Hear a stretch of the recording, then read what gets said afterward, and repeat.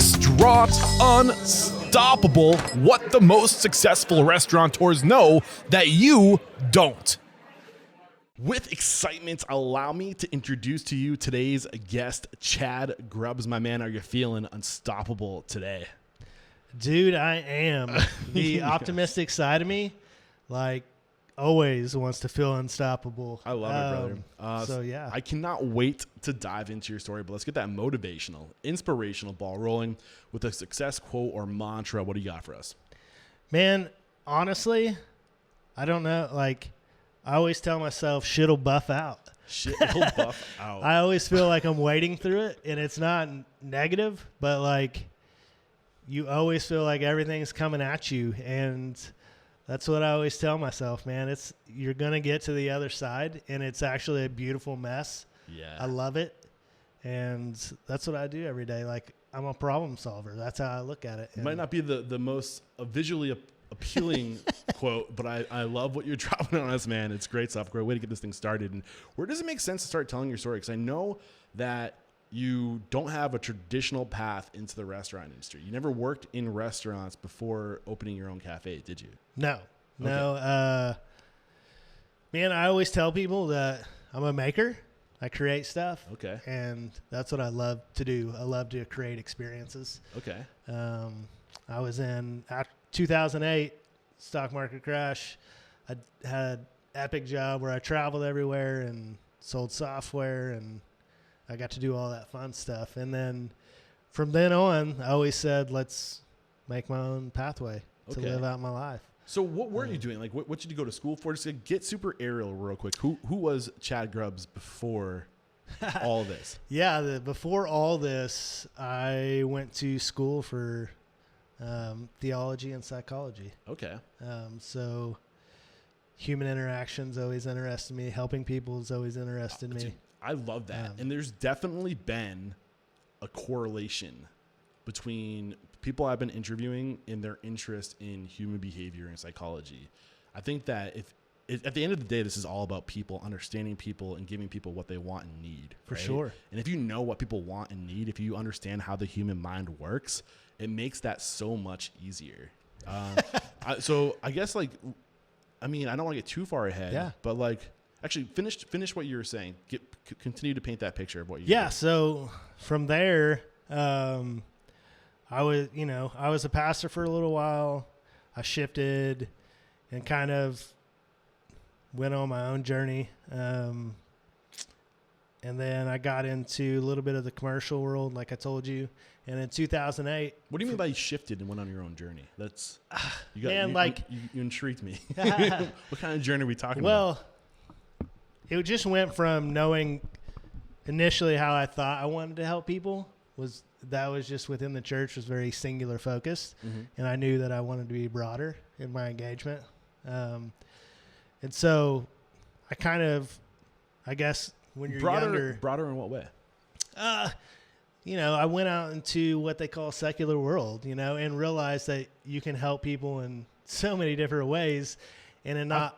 Sorry. Yeah, go ahead. What is a secular world? What is that? Yeah. I've heard, I've heard it, but I'm not entirely familiar with that. Yeah, that term. Me either. Okay. No, it's, if you're within, and I'm not claiming to be within the Christian community anymore or not, but they dichotomize these worlds essentially of the Christian world and the secular world. Okay. And so you have to be living within one of those two worlds. So you broaden your horizon a little bit. Yeah, for sure. Opened your mind a little bit. Yeah. Okay. And so went out and I worked for Dell for a little bit within the software, and then shifted over to another company that was called BibleSoft, which kind of let me do two of the things that I knew really well. And they decided to let a bunch of people go during 2008, much similar to now, right? With the economy crashing. But then I just knew at any point in any time, no matter how much you devoted yourself to a particular craft, if you didn't own the ship, you can get booted from the ship. And so I just started doing small business and just started doing the things that I loved and wanted to pursue. And the first thing was photography, which actually led me to my wife. Okay. And because we did a lot of photography within the wedding community. Okay. She was a wedding planner. And from then, we just always know that we wanted to hang out as much as possible. So we started shooting photography a lot. My kiddo, I realized how much that I didn't get to see them on the weekends, and they started playing sports. So I shifted there to Bent on Creativity, which is fabricating furniture. It gave me a lot more freedom. And my wife, Jen, started doing the plant thing. And from there, like, we threw these, like, little mini events we called, where people would just come in and we would kind of have, like, food available, planting available, dirty them hands. Yeah, and that's one of the things, like, not to get too far ahead of ourselves, it's one of the things I've identified as something that you guys are really good at. Like, you're more of an event company than you are a restaurant. You put it's experience forward, food second. Yeah. And correct me if I'm wrong. No, I mean, no. Not to say that your food like comes second, because it's great, but you can tell that there's a lot of intentionality around what you're doing with your space with people. It's not just a space for people to sit so you can feed them. It's more than that. Yeah, for sure. And I think, kind of like we were chatting a little bit about earlier, is like, I tend to distinguish our space from restaurant, because I feel like that's how people perceptually think of a restaurant. You go in, you sit down, you dine, and you leave. And so there's this kind of formula to engagement. Whereas a cafe or a coffee shop, I think we tend to broaden our food realm where most coffee shops don't. They tend to think that as like a second or third grab and go aspect. Like, that's one thing we really focused on, was the food aspect of, because I feel like I'm a food person and I love food every single day. Dude, I was looking at your menu and you got me intrigued. Like, I'm definitely going to be grabbing some grub. I dare you. And that pun was intended. Yeah.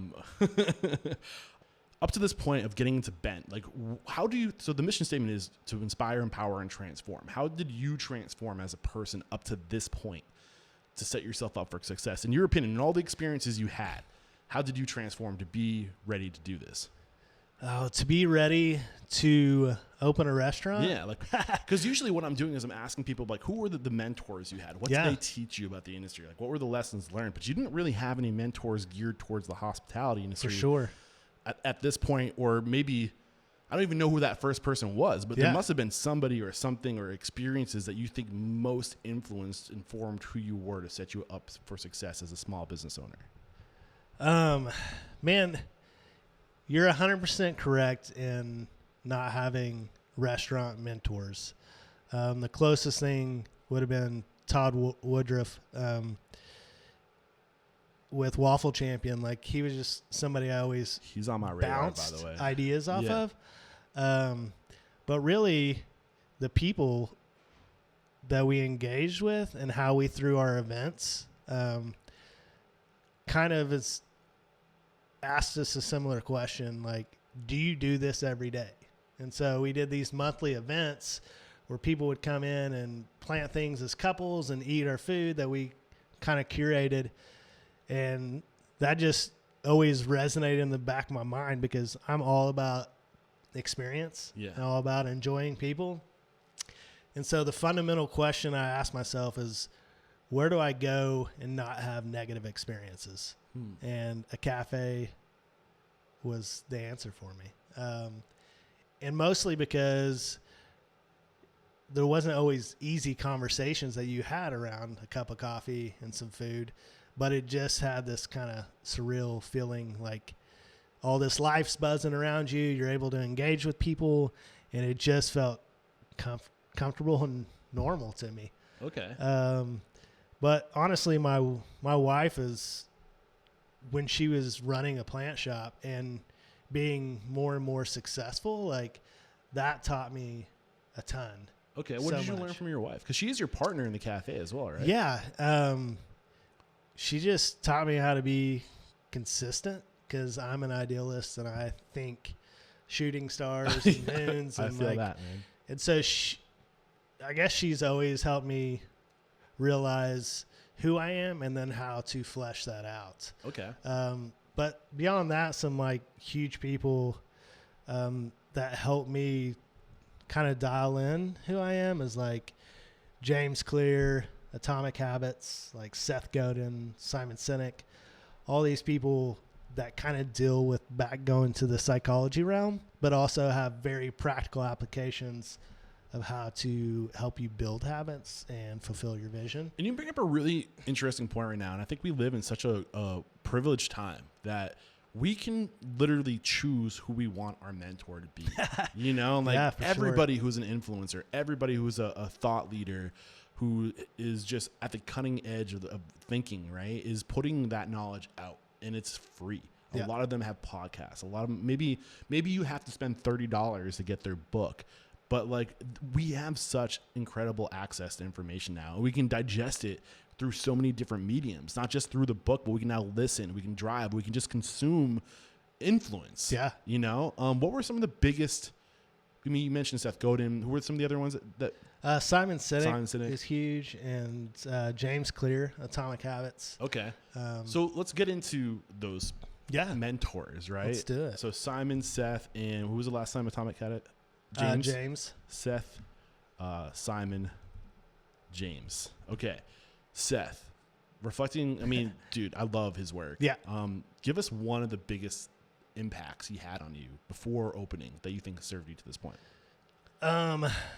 That you have the ability to choose who you want to connect with. And I want to connect with everybody. So I think I just made that point, didn't I? Yeah. I mean, you do. And more, I think you discover who you are as a human. And regardless, like, we all have insecurities, but his deal is like, rein in who you are, and like, people want to connect with you. Realize that you have something unique, and spend time on discovering what that is and hone it, and then purvey it in a way that nobody else does. Yeah. And you said your wife helped you with that. Yeah, because she's very like, she's a planner, and she like always is throwing that, and it's obviously in the moment, it's not always positive, you know, but like, it's this reality that people want to know what they can rely on, and you have to be consistent in that message. So you said she helped flesh out who you are. Yeah, and man. Maybe you already told us who you are up to this point. You've given us a lot of good information, but like, where were you before she helped you figure that out? And like, what was the end piece of her being like, this is who you are, and like lean into that and be consistent with that? What was that? Yeah, I mean, I think it was just everyday life, us spending together. I don't think there's this one moment where she's like, be who you are. But I think what helped me discover who I am is her allowing me the freedom to explore these different mediums. And through the adventure of taking photos to building furniture to making a cup of coffee, I was allowed to connect with that. And then once I did connect with that, even though she didn't really want me to do the hospitality thing, because why not? Well, she knows how much work it is. Yeah. Everybody, like anybody that's done anything, like, it's a grind that you have to love. Yeah. So you don't even know if you love it at this point, because you never really got the experience. You never got to test it out. No, not on a Sunday through Saturday. Yeah. Right? You know, it was these one-off events that we would hold and host. So no. Yeah. But there was something within me that I knew kind of made me feel more alive than before. But you're bringing something up that I think is super important in this industry, and it comes up a lot. We actually just talked about this with Mike Bosch yesterday, where your business has to be an extension of you.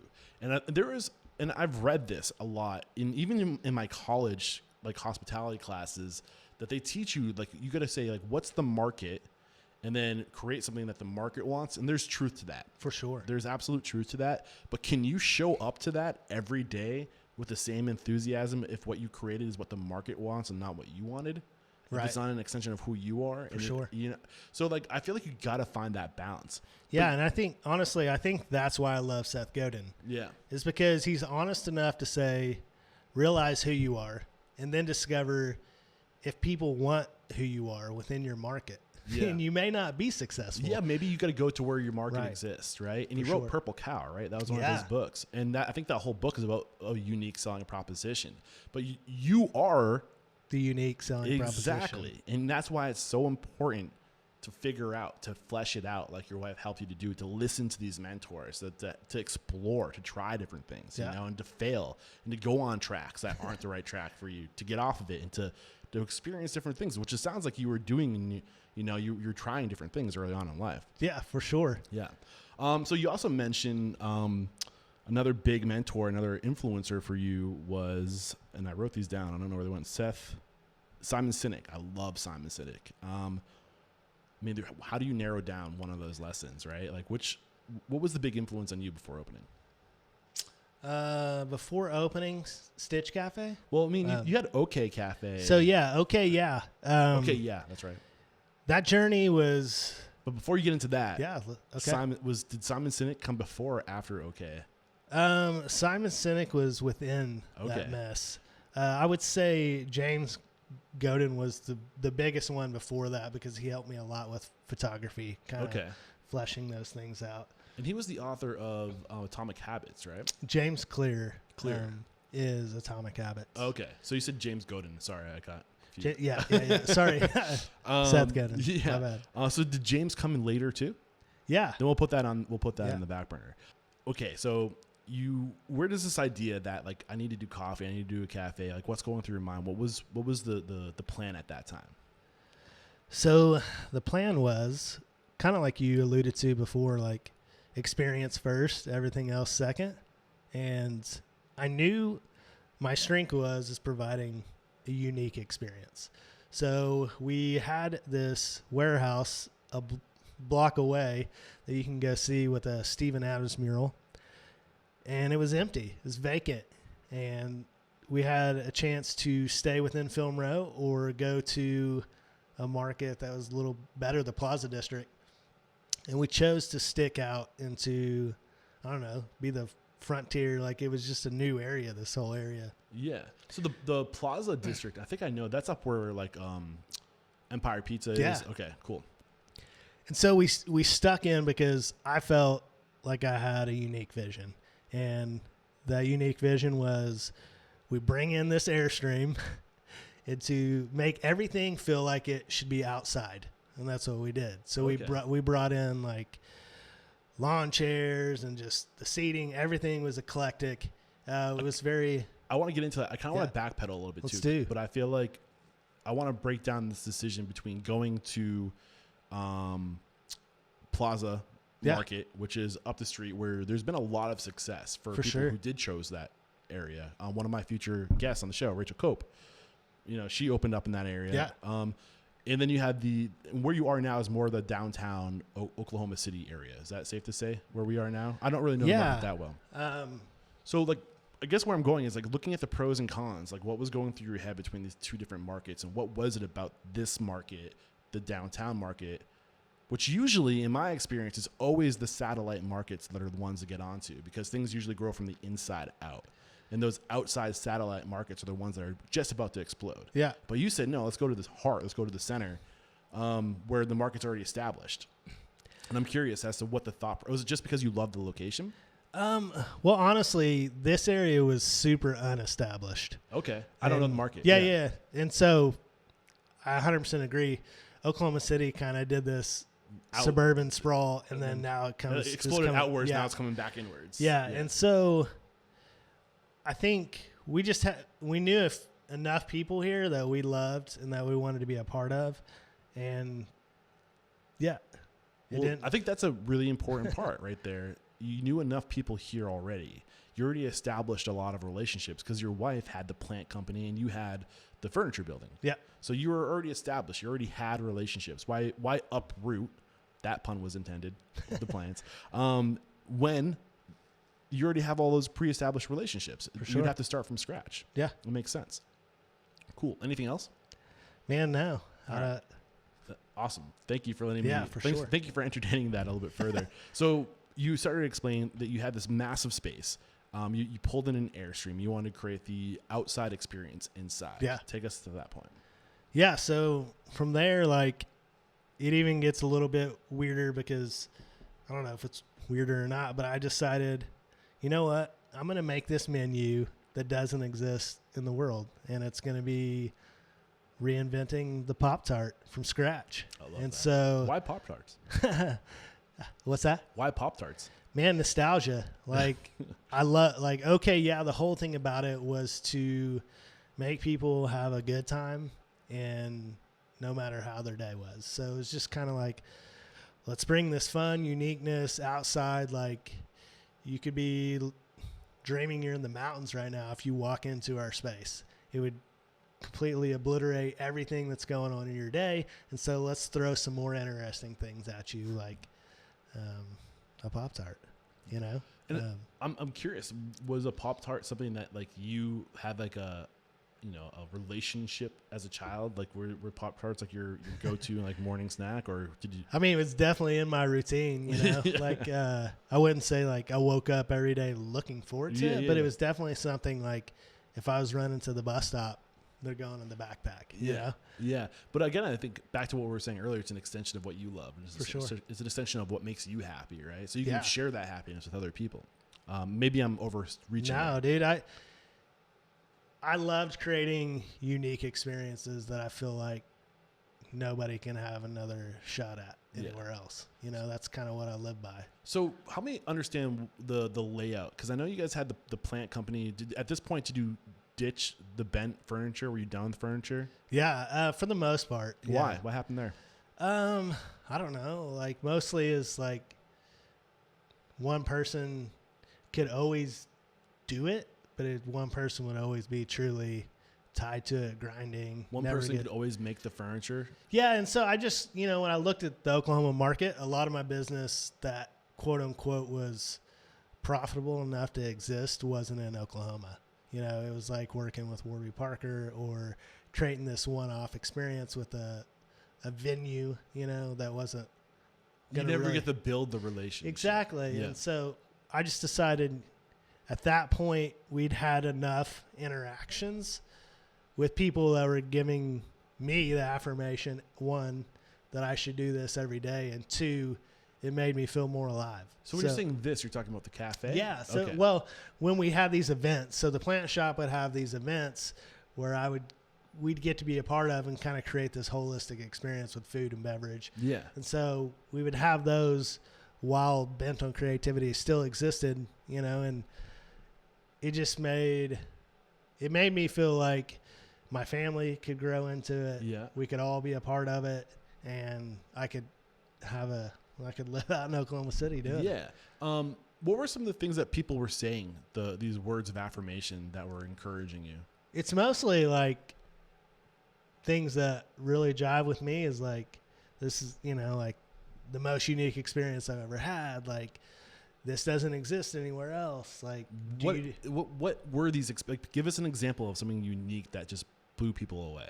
I think mostly is like a warehouse, and like nothing that we did extraordinary well, but like picking a warehouse that's in the middle of downtown that you don't really see anywhere else. Yeah.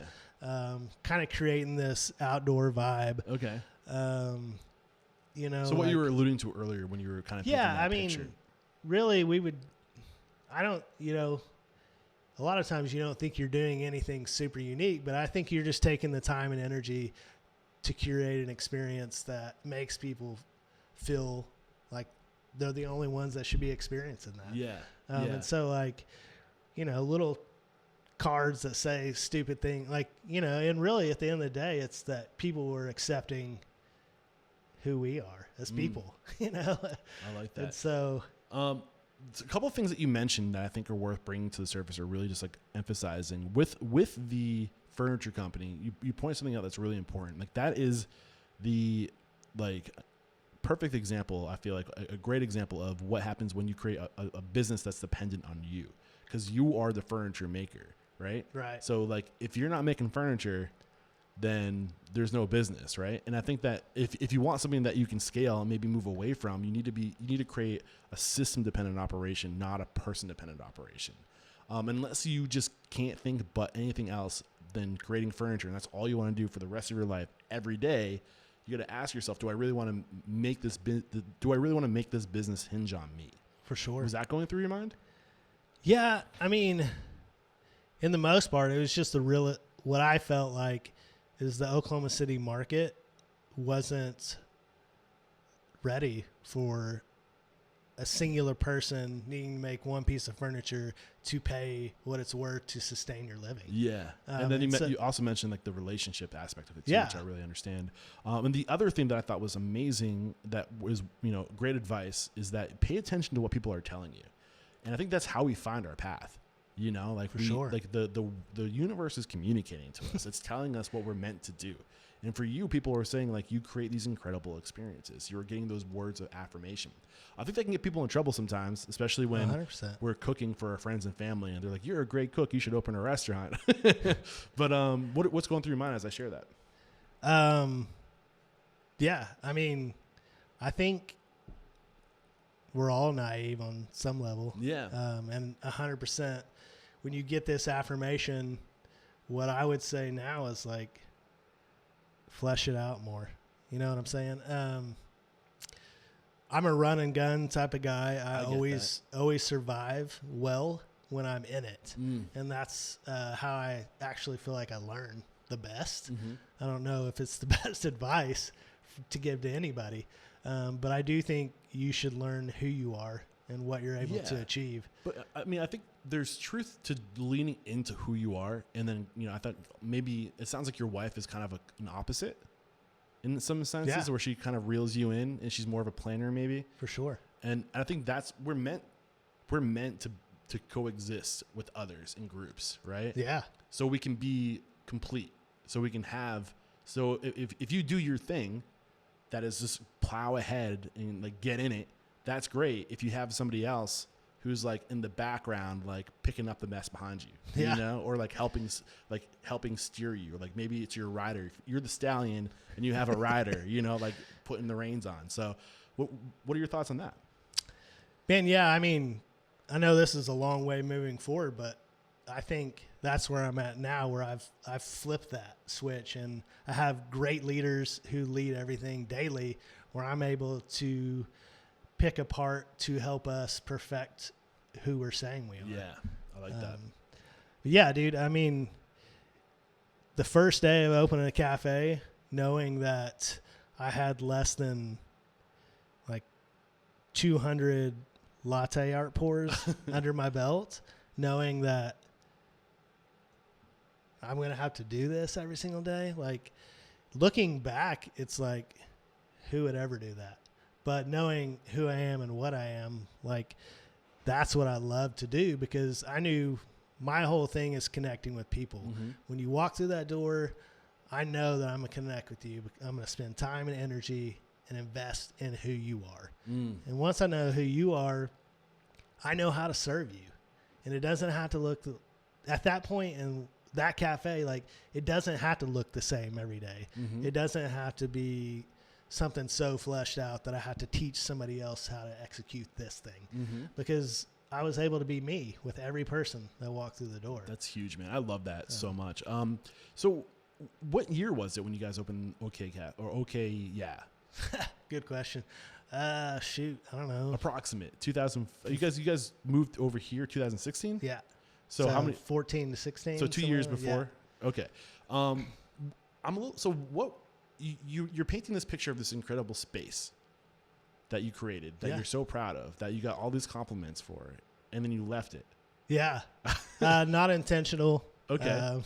But before we get into that, is there anything else that like you learned during that first 2 years? Like the things that you're like, wow, I screwed that up. Maybe, like something that you can prevent somebody else from making the same mistake that's worth bringing out to the surface. Man, that space was so unique. I wish I could have stayed there forever. Yeah. If there's a dream world, like that space would have been it. Landlords and all that jazz just didn't allow that to happen. But within me creating that experience, that's also how I had the potential to open up Stitch. And so I built those relationships for investors, for building owners, to give me another shot to do something different. So so that's a good question. Did you need investors for the original OK? Yeah. Yeah. So my brother just took a shot on me. You know what I'm saying? And so he helped me out fulfill my dream, and like I discovered everything of what it means to be an operational person, how to take, I still had all the books that I read, fleshed out everything in Excel spreadsheets of hitting all these numbers and margins. And what were some of the books you were going to learn about that stuff? Honestly, I had to reel them back in. There's the biggest one is Colin Harmon, How to Run a Coffee Shop. Like that's the one that just jumps out at me. But there's a bunch of other restaurant books that just go through like your general topics of location, fundraising, all that. So I can't. So what give me like one nugget from that book that like if you didn't know this thing, if that wasn't on your radar, what was the biggest impact it had on you? I mean, it gave you a foundation, but was there just one thing that was like, wow, I'm fortunate to have read that book for this one reason? I think Colin Harmon's book, like some of the biggest things is the sheer practicality of input, output, like how many shots of coffee that you can one person can physically make to make you make money. Like, because in a dream world, like I knew if I wanted to hire somebody, like I wanted to help them support themselves. It wasn't about, well, I'm going to make sure I always pay minimum wage. And it's not about making your margins as big as possible, which is a part of it, but you also 100%. Have to find that balance, that win-win where you're winning and they're winning. For sure. So he brought a lot of sheer like practicality sense of like when you open your doors, like this is what you have to achieve, so that book just really helped me flesh out like just the time frame it took to execute products to get them in front of somebody else. So that book was very And the name is Carl Harmon. Do you know the name of the book? Colin Harmon is his name, and I believe it's like what I know about running coffee shops. All right, we're gonna. He's now a future guest. Hit list. He made it to my list. I'm coming after you, Carl. He's legit as far as I buy. You know where he's based? Dublin. Oh shoot! Looks like we're going international. Yeah, there you go. Which I would love to go to the UK, so that's actually good to know. Yeah. Cool. Okay, so I think there might be a lesson in that you might have learned the hard way when it comes to space and agreements and leases. Yeah. What was it? Because you mentioned that was the perfect. Yeah. And I know it's hard to talk about relationships and without exposing anybody. For sure. Calling people out or anything like that. But is there a lesson that we can pull from your experience? Like something you wish you put into writing to protect yourself? Well, I mean, honestly, we had a great agreement. Everything was legal. We had enough lawyers involved. The lesson I learned, unfortunately, is that when you don't own the building, that they can make your life as miserable as they want to, Were they trying to force you out? There. Yeah, they were. I mean, well, I don't understand. It sounds like you had a great business going. Like, you were a good tenant. It's a weird transition, and it's nothing. You're paying your bills, right? Yeah. The transition was new building owners. I can only speculate. I think that they were trying to do new things. To their building. So somebody sold the building. You had a new landlord. Yeah. Okay. And so I would assume, that they were wanting money from the bank, and the bank probably looked at their lease agreements with their tenants, and I think it probably wasn't allowing them to do what they wanted to do with it. Maybe you realized you had too good of a deal. Yeah, I think we did. We had a great deal. Yeah. Like there's nothing like that's ever going to exist, but also your lease is up at some point to renegotiate. But not to talk negative about anything, but it's more to just to like learn, like what was the learning experience is realize that you may be in a space for a limited time, and to always evaluate other options to where you might want to be. Yeah. And it sounds like that space it worked because of your approach in that space, and you wouldn't have necessarily been able to pull that Airstream into any other location. No, right? for sure. So you're it's a unicorn. Yeah, your success hinged on, or your I guess not your success, but your brand kind of hinged on that space. Yeah. So maybe be willing to have some kind of flexibility or like whatever. But like, I mean, I don't know. Like, what?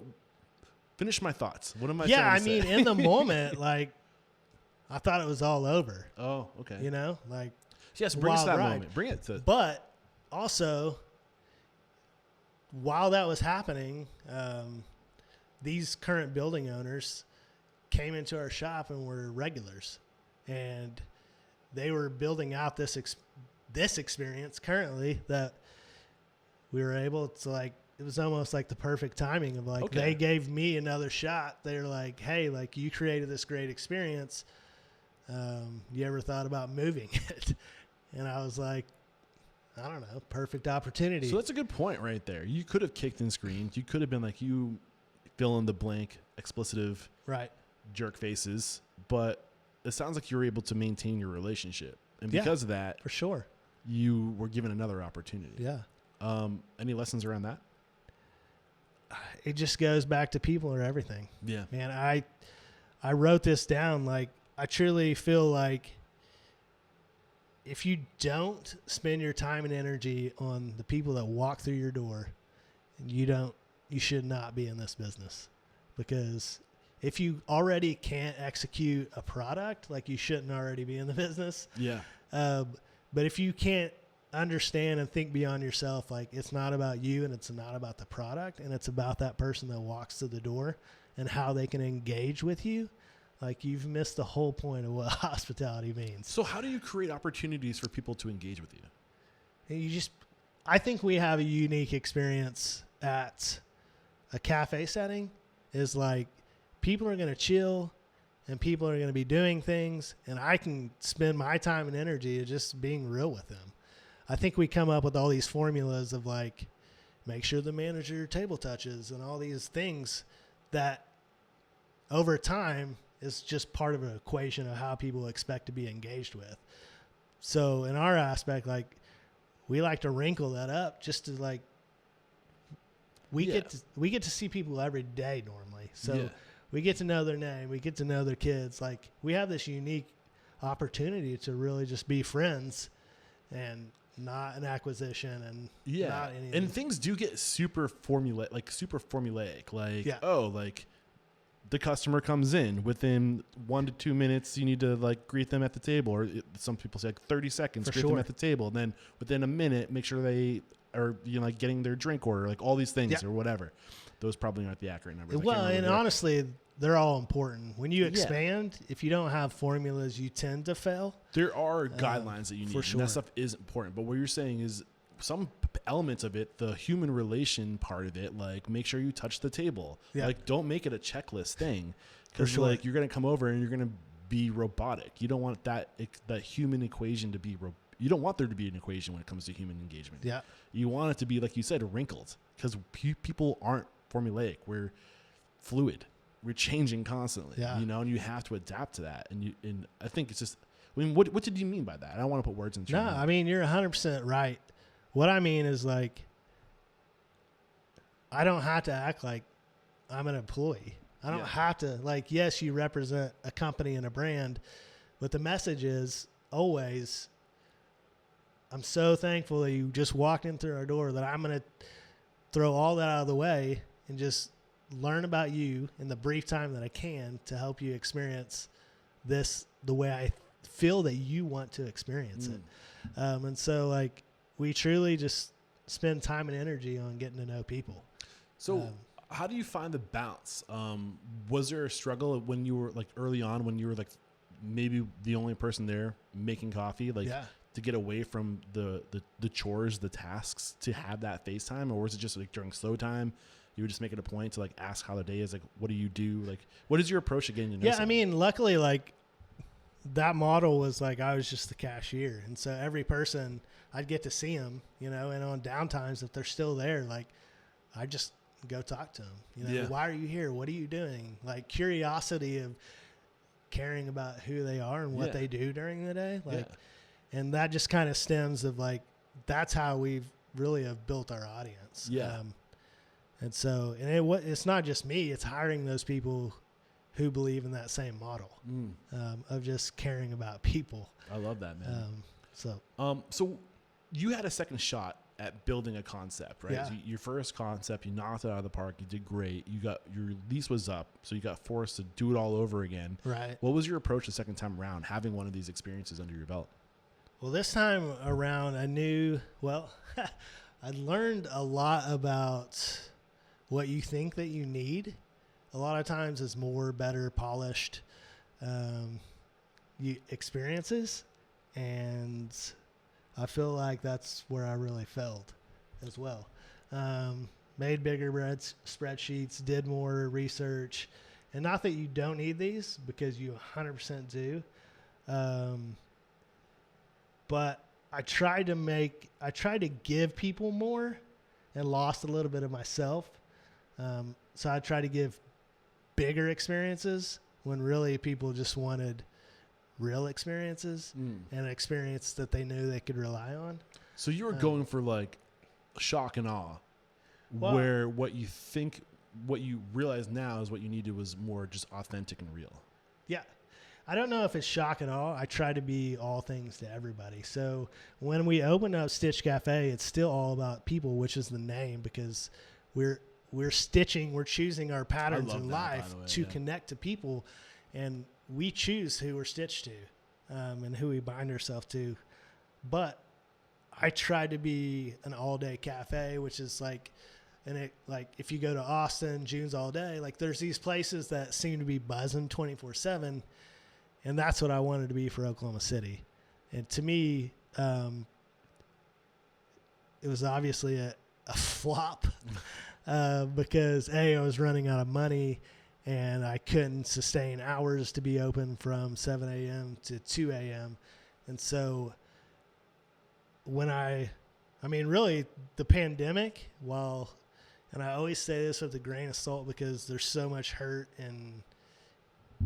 in where we are now, to have such a positive experience from it is a little tough to like just verbally say a lot. Man, I think you're optimistic, like you want to pull the good out of all experiences. But it gave me the one chance, and I feel like the third opportunity to just fix every problem. So this first opportunity was okay. I want to keep on saying okay cafe because it rhymes, but okay, yeah. So second how I came opportunity up with was coming here. Third opportunity was just reinventing what Stitch really meant to us. So from 2016 to 2020, beginning of 2020, you were 7 a.m. to 2 a.m. So 2019 to 18ish to 20ish.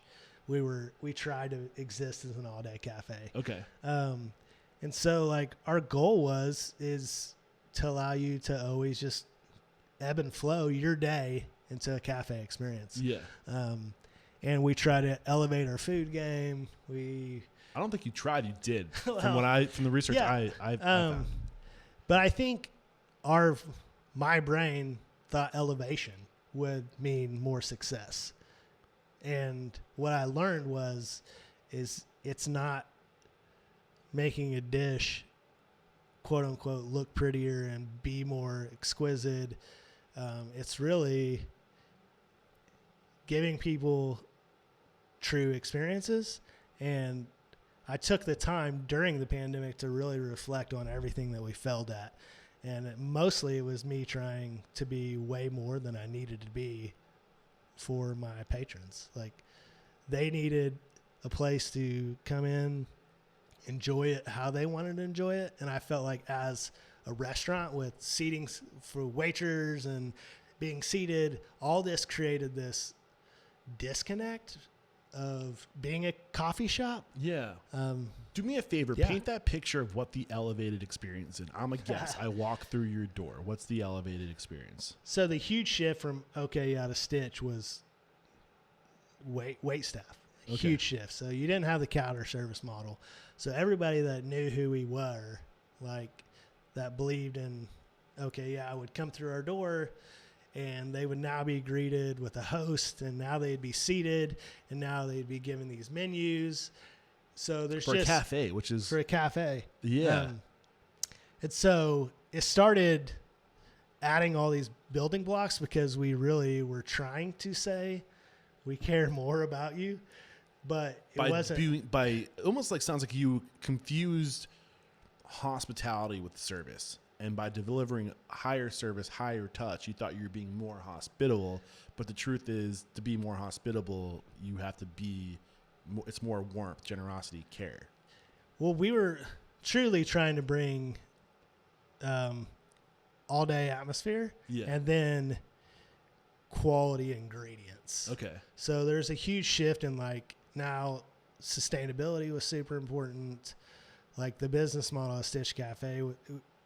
And really, at the end of the day, during the pandemic, what I realized is like all I want to do is connect with people with coffee and food.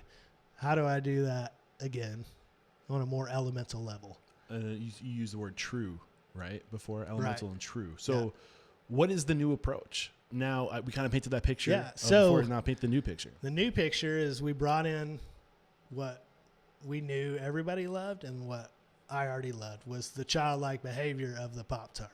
So that's half the menu. We brought that back. We brought all those things back to who was, and we kind of just split the menu in half. The other thing that I could eat every single day is Mexican food. Like, so we brought in the breakfast taco, like the all day like breakfast food in your face is just with a taco. So we simplified everything while making delicious food. We just simplified it.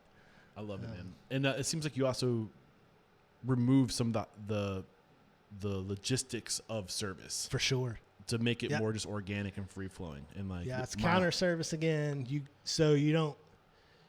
feel like you can stay a while, right? Yeah. If there's a wait staff, you always feel like you're being obligated. rushed out. Like here's the check, get out. Right. Or obligated to engage with that person longer and order more things and spend more money, like because those aren't our intentions as a cafe. And it sounds like you and your wife really have a eye for design. I mean, obviously with the designing furniture, the physical space at OK. What was your approach on the design here? What were you guys trying to execute as far as the feel and the ambiance? Yeah, I mean, the initial thought was like the Australian vibe, like the beach, the airiness was super huge, openness, plants, tons of natural light. So, and a good plant person, so you might as well lean to that. Yeah, I mean, that's honestly, I don't know that you could separate our identity. Half the time, people say they're going to the Plant Shoppe to eat our food, which is not accurate, but because it's so intertwined and we can be so identified with I wish I didn't have to get on an airplane because I would totally bring a plant home with me. I just don't know how well that will travel. Probably not the best. So right now, as far as like social media goes, I'm really interested. Your Instagram account to date is at 16.2 thousand followers. Did you guys accrue most of that under the OK brand, or is that under the Stitch brand? I would say it's about 70% OK. So, but that was also the majority of your lifespan, is it not? For sure. So what was it that you think made, like, how did you guys get that traction early on, all these likes and these following? Was it the experience? I don't know. That's a good question. Probably. I make an effort, like, to respond to anybody, to engage with, like, that's just kind of our thing. Like, if you say something, if you tell us about your experience, good or bad, like, I'm going to talk to you. Okay. And so I think that's helped kind of mesh into the virtual world. Like any picture taking that somebody posts, like I thank them. I ask them how their experience was. Like I repost them. I feel like that engagement is just as real and needs to be had. Yeah. Because I always learn from those experiences because it's an eye on what they see, how they feel. Their language tells me a lot about how I treat people. So I take that side just as important as me coming up to your table and talking to you. I love that. Some of the things I want to make sure we really dive into and learn from you, specifically, well, actually, before we get into that, I want to come back to Simon Sinek, because you said that he was one of your mentors kind of in the middle of it. So what were some of the biggest lessons you learned from Simon Sinek that you're applying to business today?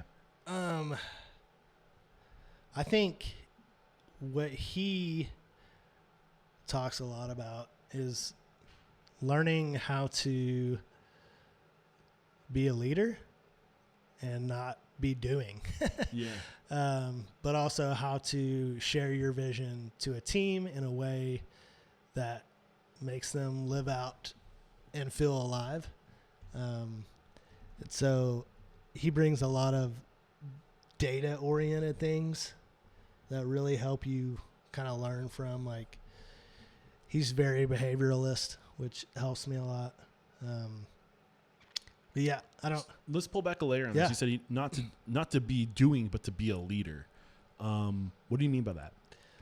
Because being such a hand-on person, I learn really well if I'm doing it in the mix.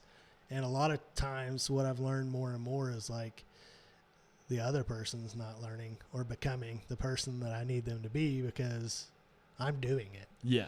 And taking a lot away from them and a lot of like them getting the experience to be the person that you want them to be. Yeah. And just taking that opportunity away from them. I think a lot of people feel lost and not a part of something because you're not behind there. Yeah. Just guiding them and letting them learn. Yeah. And I think it's important to do every once in a while, or to at least have somebody who is the doer, who does it the way that to your standard, you know, so you have to bring somebody up to your standard. And the only way, in my opinion, to do that is to have done it, to know what it's done right, what that looks like, and to show people that you're also willing to do it, but also to so there is that level of doing, but you do have to get to the point where you're replacing yourself with others so you can work on your business. Yeah. So when that shift comes, what did he teach you about leadership? Man, it mostly taught me what I'm not good at. What's that? Clear communication, probably. Okay. How has your communication improved because of his influence? Man, because of his influence so by nature, I love to make people happy. And I think sometimes you feel like correction is making somebody unhappy, but really it's a discovery of like them having the opportunity to learn who you are and what you want from them, because they in return normally want to make you happy and do something the way you want. Yeah. And so like I learned that a lot. Like if you take the time and energy to show people and then to let them fail, and then for you both to have a positive way to correct a habit and show them the habit that you really want, like it's a beautiful moment. What is that approach to correcting somebody's habit in a way that doesn't discourage them, that lifts them up instead of breaks them down? A lot of that is just going back to being real with them, having everyday conversations for them to know that you're on their side already. Is a huge approach. Like, we're always friends. And I know a lot of people I'm still small enough to be that to my whole team. Like every single day, like I can send them a text still, I can still engage with them and in a way that lets them know, like I'm there for them, I'm championing them, if there's anything they need. So when I do correct them, they know where I'm coming from. I love that. You also said he helped you understand how to share a vision. I'm guessing that came from Start With Why. Or maybe not. Well, I mean, I think what he made me realize is like, just continue to do what you're passionate about and what you love. Like pinpoint those and really perfect them. And so I tend to think about everything all day long, and it's very stressful. I think anybody can relate to that. That just sits around and that's in their own head all day. Yeah, I get that. But like working on something you love kind of like alleviates those things. Like remind yourself of what you love, why you love it, and it kind of just helps you alleviate the stress. How do you remind yourself? How do you keep that front of mind? Man, I tend to make a little bit of lists for myself on like just fundamental reminders. Like it's okay to, the biggest thing is I always tend to remind myself is it's okay to be you. It's okay to enjoy what you enjoy and reiterate that message to people. I love that, man. So. I really do. Okay. So moving forward, some of the things I wrote down that I identified, some of the events, the experiences you create on your website. You have coffee subscriptions. You have the Tart Club. You have Make a Monday, which I mean, I feel like I don't know if the coffee subscription is so much of an experience, but I think definitely Make a Monday is an experience creator. Yeah. So that's something we just brought back from OK Yeah Days. So we would kind of just partner with different local shops into making somebody's Monday, going out of our way to take a brief moment to just pop in on somebody, give them something that shows that people give a shit. So take us through, what is it? Like, how does it work? Yeah. So you go on to our website currently under Make a Monday, you submit a request of somebody that you want them to know that you care about them.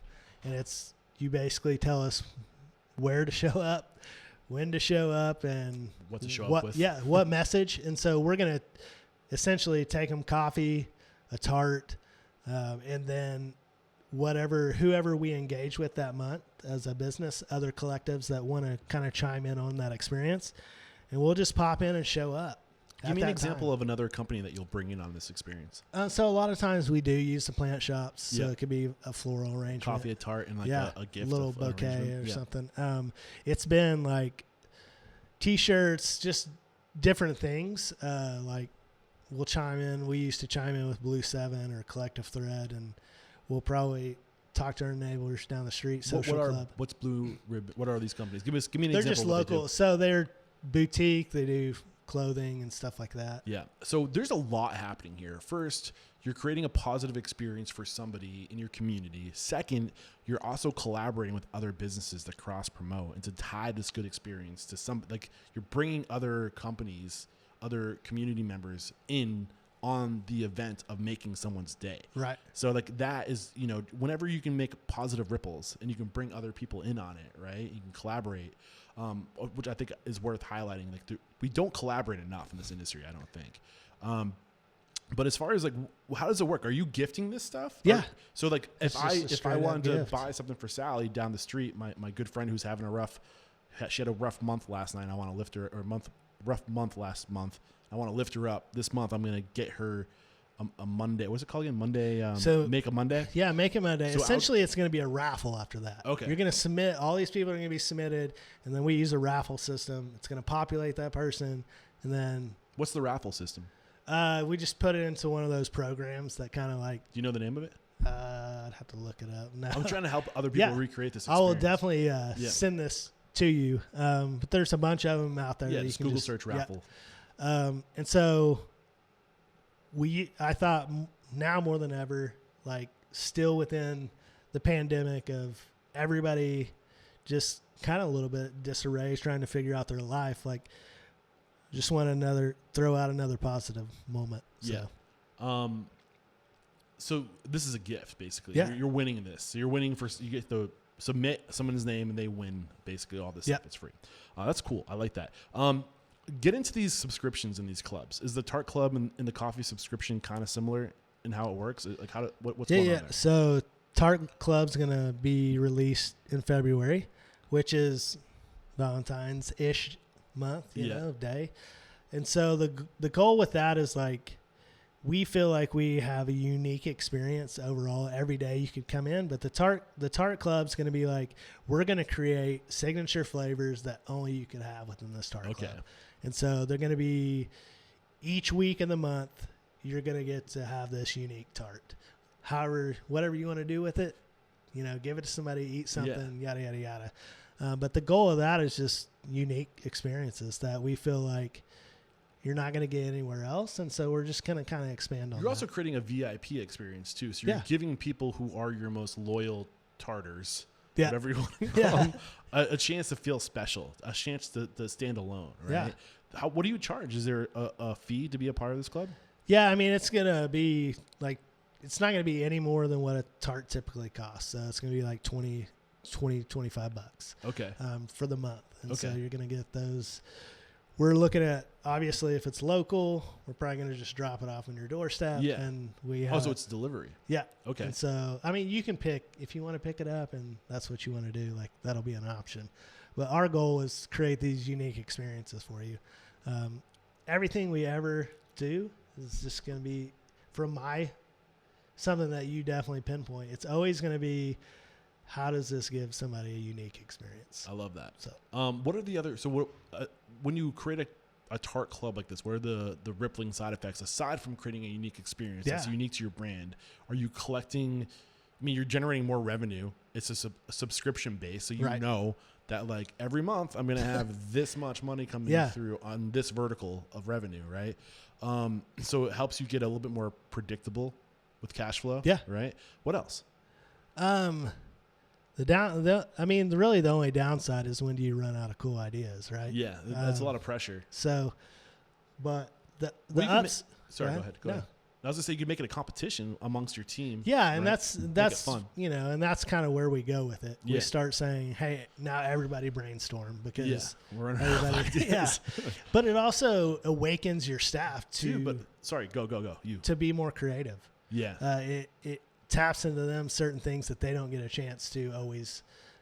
So it's fun. The thought that was going through my mind, and I love what you just shared with us. Absolutely. You want people, it gets stale. Yeah. You know, sure. like you need something to keep things like fresh and alive and that creative, to let those creative juices flow. But I think this is also another great opportunity for you to again, collaborate. Why not pull in other cafes or bakeries that do something really freaking cool, or somebody who has a dessert in town that's like well known, like do a collaboration where you promote them, they promote you. Like there's no shortage. If you have that open mentality, that collaborative mentality, there's no shortage of energy to create, 100%. And that, even further down on our website is another part, like is a patron blog section that we're going to work on. And that's really for everybody that comes through our door that is creative. At some point, we're going to tell your story, and you're like, because that's what making it about them. Yeah. Now they feel like, oh my God, they care about me so much. Not only do they pay attention to me, but they're sharing me and my creativity with everyone else. And like, that's just going to come back around. That's going to create loyalty. You also have your coffee subscription. Does that work similarly to this coffee, by the way? Is amazing. I've been meaning, I don't even know what he poured me. I told him to surprise me. Yeah. What was his name? Jonah. Yeah, he did a good job. This was awesome. Delicious. I don't know what it was. I don't either. But yeah, I mean, we carry 20 different roasters from around the world. I don't know that has happened to date. And it's not to like toot our own horn, because it has toot away, brother. It has a ton of challenges with it. But like, that's another thing that we just wanted to do. A unique experience. We felt like for Oklahoma coffee community to grow, we needed more experiences. And so we decided to be the largest multi-roaster in Oklahoma City for sure, but I think probably are in the United States, if not more. But like the goal is to say, here's standards, here's quality coffee, and really start peeling back the layers of, it's not about necessarily the brand, but we get into each of those brands. But it's more about like, take the time to drink coffee and get to know, explore coffee like a beer, like a wine. We're just trying to put that in there. I love that. And then we have to talk, and this has got me really excited. Okay. When David Kittredge David, shout out, by the way. Thank you for making this introduction. Shout out to everybody over at the Idea Collective. This is awesome. Good friends. We got to get them on the show. And I know. I mean, I've got to just make a trip out there as soon as possible to get them on the show. But anyway, so you are starting a podcast. Yeah. And take me through the vision of your podcast. I love that you're starting a podcast. Yeah. When I saw this, when David put you on my radar, and I saw that you were starting a podcast, I got so excited. So what's the vision? The vision is to be more real now than ever, to give people opportunities to engage with us in new and fresh ways. But being that we have 20 different roasters, now I want to engage with those roasters and anybody in coffee and just talk about it, because I think we all can learn now. You know how you're saying, like, you get in the car 20 minutes down the road, you can listen to all these things, but we felt like we had this opportunity to truly share about people. We need to make people more real, and it's not just a bag, a label. Like, there's real people doing this stuff. I think we forgot that. I think through maybe like starting in like the late 70s through the 80s to the 90s to the early 2000s, we just got more transactional. Right. More. It's about how much does that cost? Like, how easily can I get it? Convenience, cheap. To this point where we're just like, we don't know where anything comes from. We're so soulless. You know what I mean? It's about scale, you know? And no wonder why more people are killing themselves than ever before. You know what I'm saying? No wonder why there's a spike in like depression and everything. Because we're not who we were meant to be. We're not we're not transformative. I feel like relationships are just dissolved. You know, we forget that our choices affect other people. Yeah. And it's important that we remind people to be conscious with their money, to put their money into a relationship or into somebody, not a product. For sure. Right? Does that tie into what you're trying to do? Yeah, 100%. Like, my goal is it gives me the opportunity to talk with all these people we get to collaborate with, that we know, that we can say, but like, they're so nice and all this. Well, it gives everybody else a chance to hear these people, to see what they're about, to realize that their product has this lifespan that they've put into, you know, like, so it's another way to make people more real and give everybody the opportunity to connect with them. I love that. So are you just going to be focusing on roasters, or are you going to be focusing, I know you have your program where you're going to be highlighting creatives in your community. Are you going to get them on the show too? Well, I just learned from you. No, so like, I do think it's going to be like, engage with who you know, and then within that circle, it's going to expand and grow.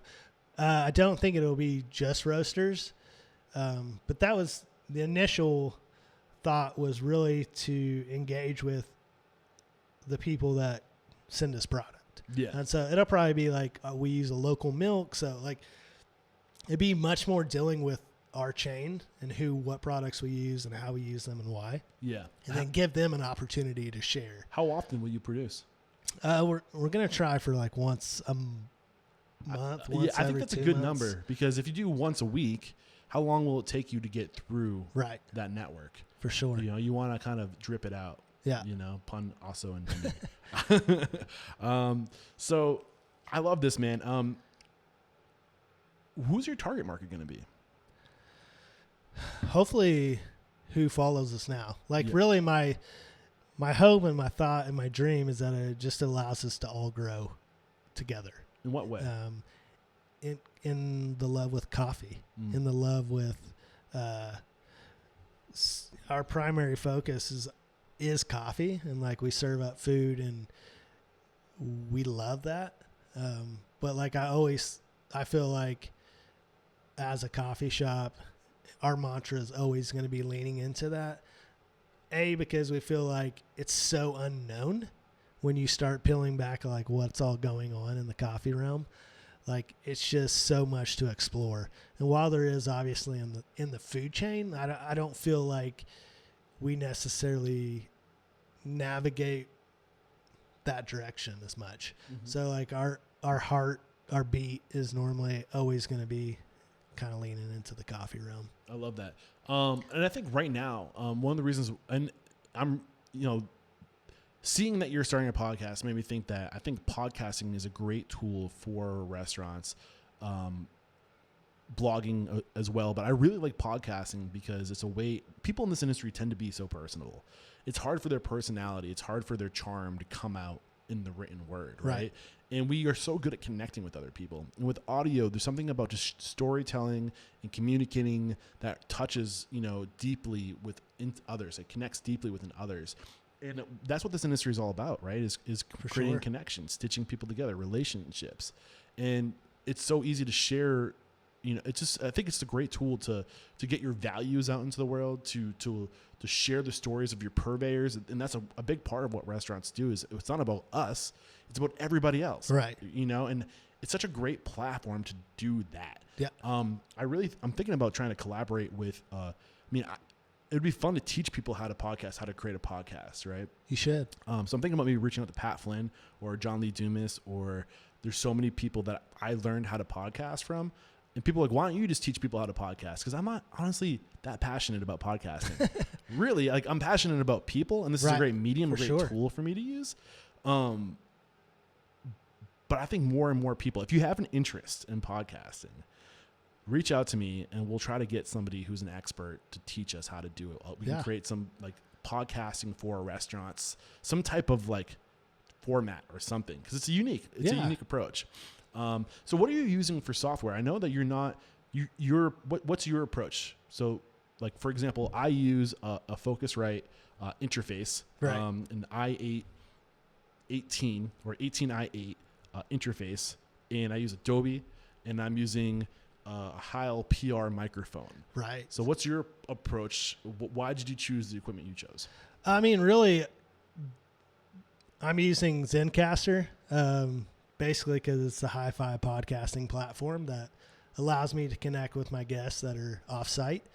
And then I have a setup similar like this. So when you hit record on Zencastr, where does that audio file go? It's like a cloud-based system. Okay. Right. So the recipient can also download their file. But yeah, it's just sitting there for you to dub over, do whatever you want with it. But it's got its own mixer interface and stuff like that. Okay. So what microphone did you go with? Good question. A good one? The most expensive one.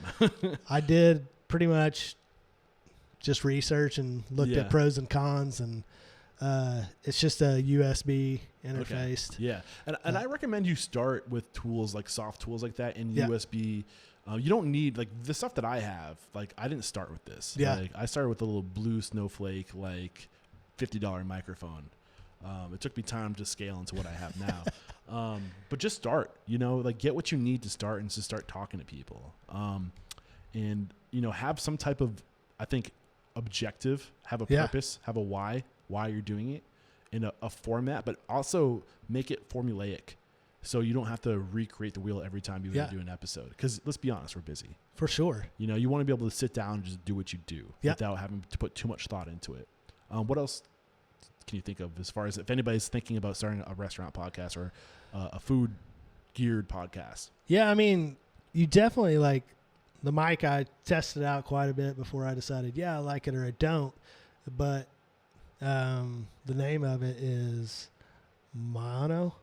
It's just a USB. It's got a lot of great reviews on Amazon, and that's kind of where I went down that channel. How much is it? It's $100. Yeah, it's a good mid. That's a good mid range. I think you can get an Audio Technica something. Yeah. I can't remember what it is. I think it's right around $100. It's another USB. But it came with the stand and mufflers and stuff like that to help clean everything up. Yeah. Honestly, there's so podcasting's been exploding for the past 5-6 years. There's no shortage of resources out there to learn about this stuff. But I think it's a tool, especially right now, which kind of leads us into our next conversation. When we are being told to not socialize and to be distant, I think podcasting, we had to increase our digital footprint when it came to online ordering and just making those transactions digitally. But I think we also need to make our relationships. Who's that? That's Scott. Is that okay? We need to make our relationships more digital, right? Because we need to be able to continue to connect with people when we can't. And what better tool than podcasting? Right? Yeah, in podcasting, blogging, any of those things, one thing that I realize is I tend to explore or want to accomplish a lot of things in hospitality that are intangible. that these platforms give you a chance to talk about sustainability, to talk about all these things that you don't physically get to see when you walk to the door, make a transaction, sit down and enjoy your cup of coffee, right? So if I care about those things and I feel like I'm not accomplishing those tasks, like how do I go about to do that? And it's realizing I just have to share myself more with what I want to achieve and who I want to be. And that's the whole point of Restaurant Unstoppable. Right. That resonates so much with me. The mission statement is to inspire, empower, and transform. We're going to transform people by making an example of people like you and your values, to let other people know to make it in this industry. It's not about, I mean, it has a lot to do with how well you do the thing. For sure. But it also has to do a lot with who you are and why you do it. Right. You know, and that's really what I'm trying to make an example of. We didn't really get into the nitty gritty today. We got more about into who are you and what are your values and why do you do what you do. Yeah. That to me will be what makes this industry become transformative.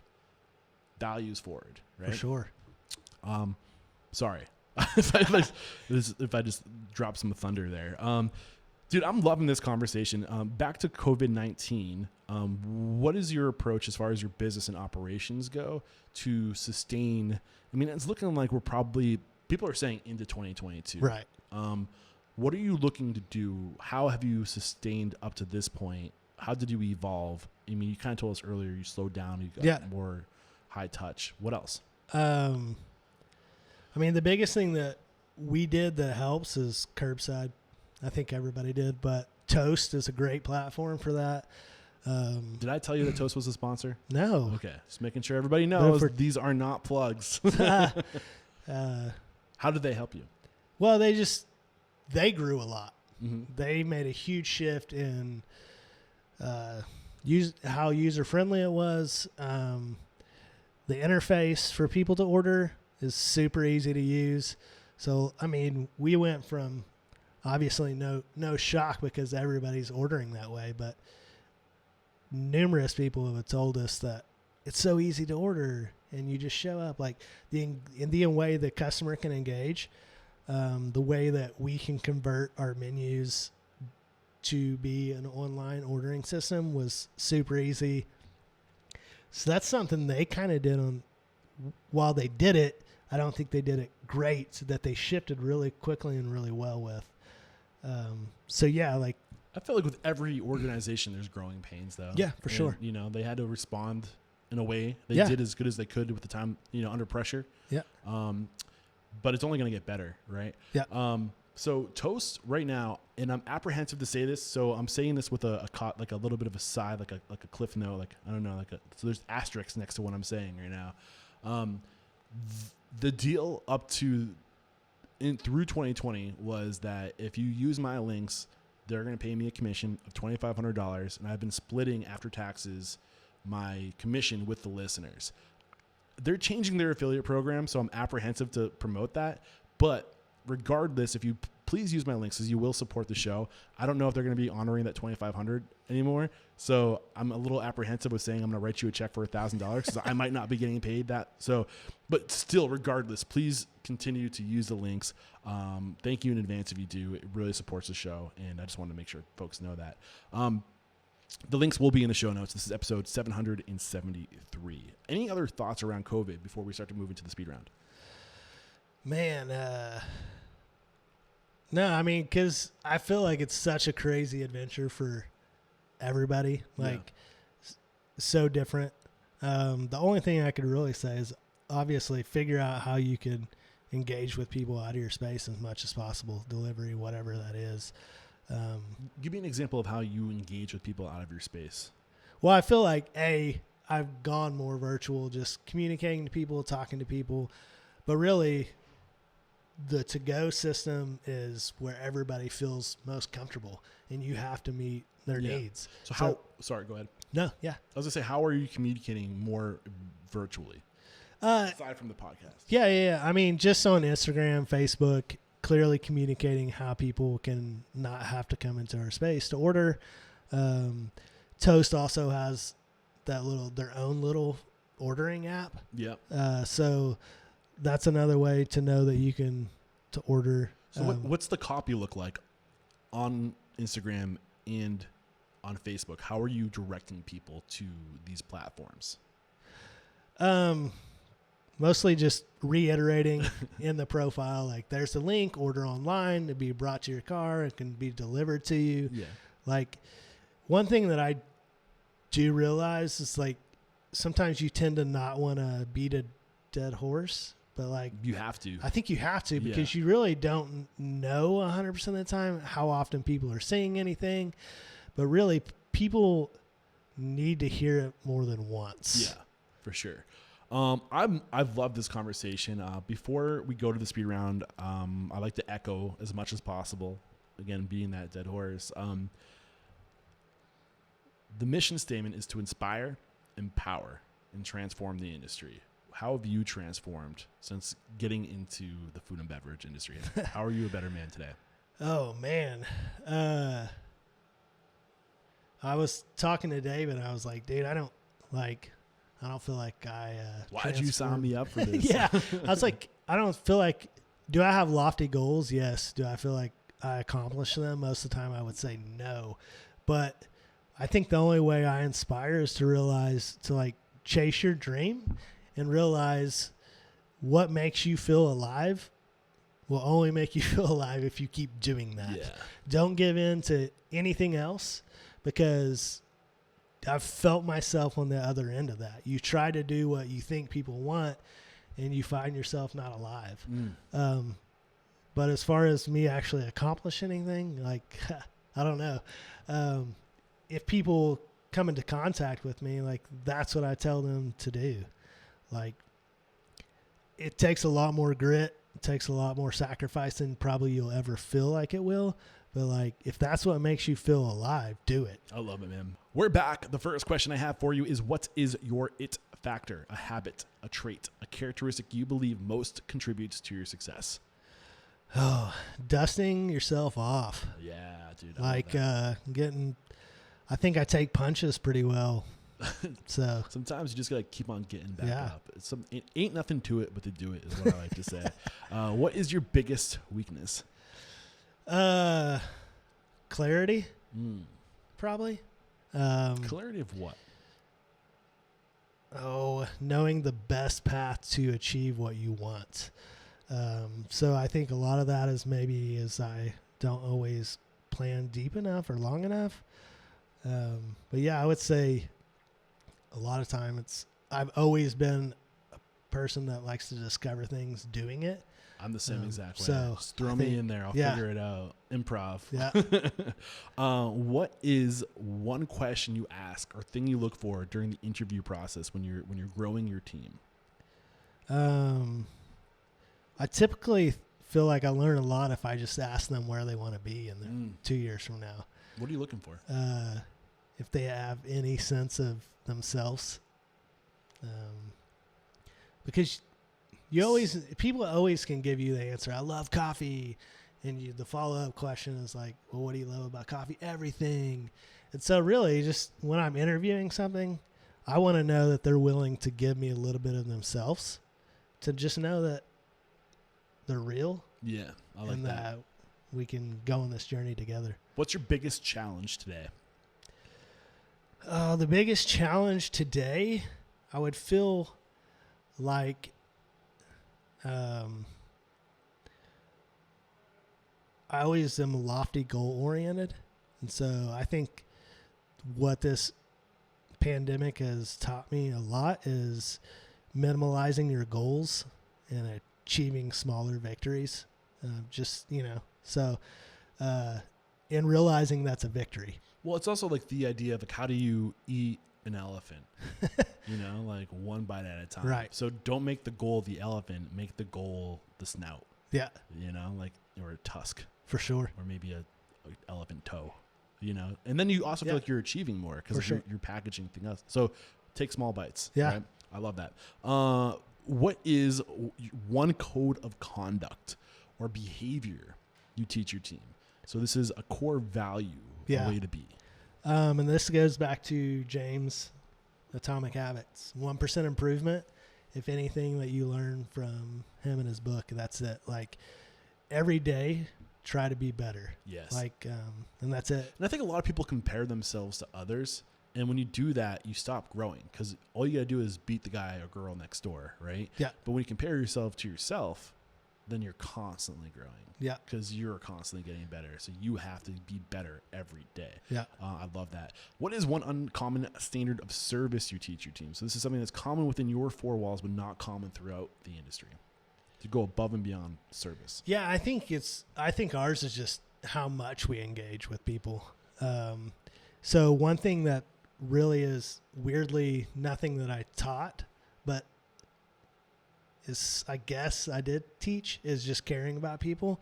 And so a lot of our staff started writing little thank you things on the lids and on the sides of the cups, like have a good day, and like, and knowing their name, like all those variables, I think people started feeling that we gave a shit about them. Yeah. So like, I think us always talking about caring about people is super important, and they kind of like just took it on themselves to like, this is how we can show we can care. And Jonah doesn't care about you. See? Jonah, where's my mess? Whatever. Yeah. He did walk it over here, so he cared a bunch. I'll give him that. But yeah, so like, I think that's the conduct of just making sure people know that we care about them, kind of flesh itself out in like not a taught way. I love that. What is one book that's a must read to become a better person or restaurant owner? We already dropped a bunch of book titles on folks today, but what's one that comes to mind that you really want to stress? Yeah, I mean, you said The Purple Cow. Like, I think the one thing that I would, I don't know, I think it's in there, but really, like, to me, is being able to sustain yourself by being unique, but also being able to make it functional. Yeah. I love that. What is, and that's The Purple Cow by Seth Godin. Yeah. What is one thing you feel restaurateurs don't do well enough or often enough? I think most of it has to do with just engaging with their staff, knowing who they are, where they are, what they're doing. Because, go ahead. Yeah, no, I just think, and it's obviously easy for me to say because I have a small outfit, but a lot of times you look and you see like big picture, like, well, something's not going the way I want it. Well, do you know anything about what's going on in the kitchen? Say just the kitchen morale. Do you know what Todd's going through? Do you know why all of a sudden he's shitty? Like, so I think a lot of times, like, to solve your own problems, to make your company better, it goes back to like spending time with your crew. And there's one thing, a huge lesson that I think every restaurateur can start doing today that would have a huge impact on understanding where their employees are at. Just start asking before they clock out that they have to give you an idea of where they are emotionally on a scale from 1 to 5. Pick a number. Yeah. And if you start getting some 2s and some 3s, that's your cue, to be like, what's up? Are you good? It's just a way to check in every day. I know that a lot of like Homebase does it. Yeah. It's built right into the software. For sure. And you can get alerts. I wouldn't be surprised if a lot of platforms do That's that another great tool. If you're not using it, it's great for scheduling. Yeah. It's great for communicating. So I should probably mention 7 Shifts as they're sponsoring this right now. 7 Shifts is also another great tool, but there's tons of great tools out there, really. Name one service you've hired or outsourced. So this isn't a technology. This isn't a software. This is a person or a group of people that do something really well, better than you, that you said, hey, how about you do this for us? So I used a local artist. So when we're rebranding Stitch, I'm kind of trying to do everything myself. And so that was one of the first times that I just sat down and said, I'm going to work with an artist to help me generate what's in my brain. All right, let's give this artist some love. Who is it? Cash Wheeler. All right. Do you know their website or anything like that? The name of their business? Instagram it's at Cash Wheeler. It's Cash a local Wheeler. order. Okay. Yeah. That's so cash, like cash money? Yeah. And what was the last name? Wheeler. Wheeler? Yeah. Wheeler. Cash Wheeler. You're going to get some love. If you ever need somebody to do some, if you're in Oklahoma and you're looking for a local artist. And then we're almost there, man. What is one piece of technology you've adopted within your restaurant that's had a huge impact on communication, operations, efficiency, profitability, anything like that? Yeah, I mean, we said them both. Like Toast and Homebase are two things we use all the time. I love it. And this is the last question. It's a doozy, so get ready for it. If you got the news, you'd be leaving this world tomorrow. All the memories of you, your work, and your restaurants would be lost with your departure, with the exception of 3 pieces of wisdom that you could leave behind for the good of humanity and for your legacy. What would those pieces of wisdom be? Oh, man. I go Jesus. big, brother. Oh, no clue. What comes into your heart? You're talking to your kid right now. Yeah, I would tell him to just,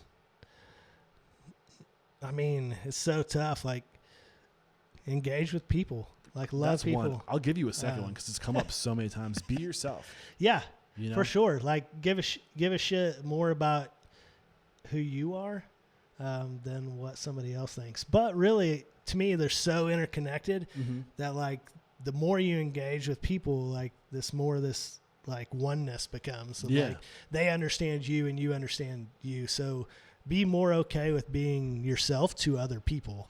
So the first one was the first one? understand others, I think, or engage with others. Yeah, engage with others. And then know yourself or be yourself. And then I would say try things that you have no idea get out of if your you'll comfort enjoy. zone. Yeah, get out of your comfort zone, because I never expected to be in this industry. Yeah.